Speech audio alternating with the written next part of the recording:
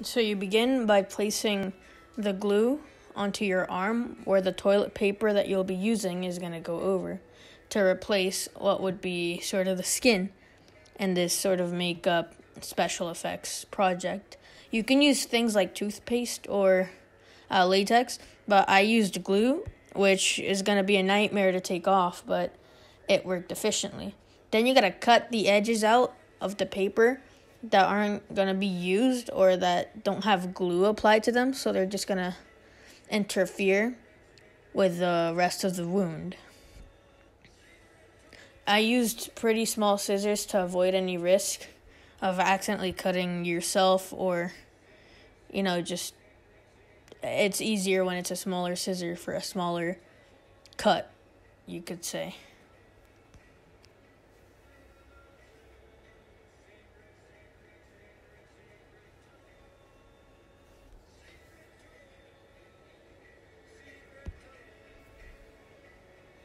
Once you finish cutting, you can use your fingers to sort of remove any extra toilet paper from the sides. You put your finger around, see what any loose parts of the paper are there.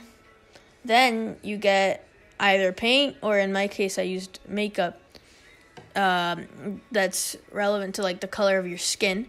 And using your finger, you can spread it around the paper.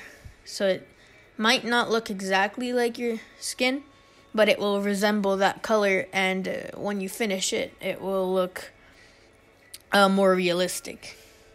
You don't just need to place it where there's paper. You can also place it around in your skin to make it, smoother and more, again, maybe a little more realistic. You can place it in areas of the toilet paper that aren't perfectly stuck to your skin, so it sort of makes it stick better.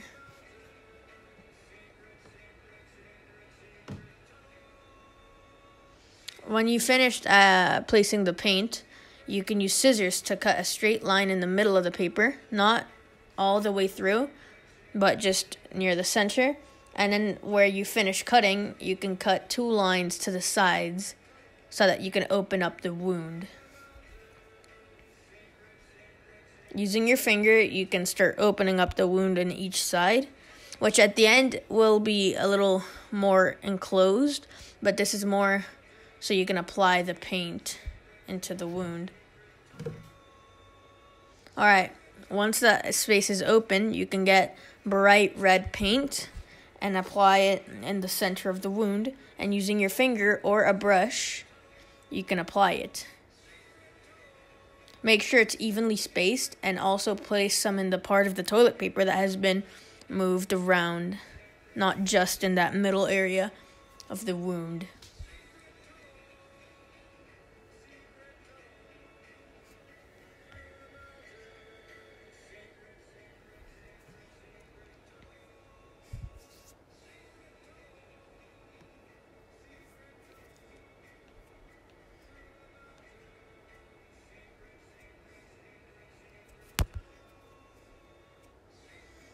Once you finished applying the paint in the wound, you can close up the wound and apply the paint around the wound where the skin would be. Once the red paint has been applied, you can start applying black paint in order to sort of make the inside of the wound a little darker and more like real blood. You can apply a darker red as well to mix in with the black. You can see here I'm sort of struggling with that, but that's because the paint is dry. So maybe make sure you get new paint, a new set of materials, so that it will make it a smoother process.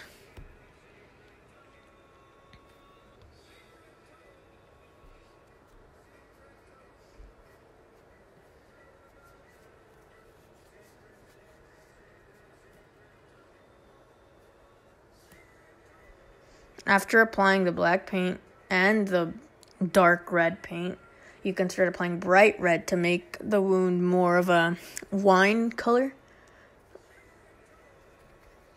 If you understand what that sort of means, it's kind of like a, not purple, but like purplish red, but also kind of brown. You can also apply like cream color or like the same color you used in the beginning to apply to the toilet paper, and put it sort of in the edges of the paint to make it a little brighter. And then if it looks a little too bright, you can add more black paint to sort of even it out near the middle of the wound. Once you finished applying all of these effects, you can start adding your own little things, maybe adding a little more red paint, mixing it with the black paint, adding the colors around the wound, mixing it up so it looks more zombie-ish if that's what you're going for, and then start moving that piece of toilet paper that has been lifted up to make it look more creative.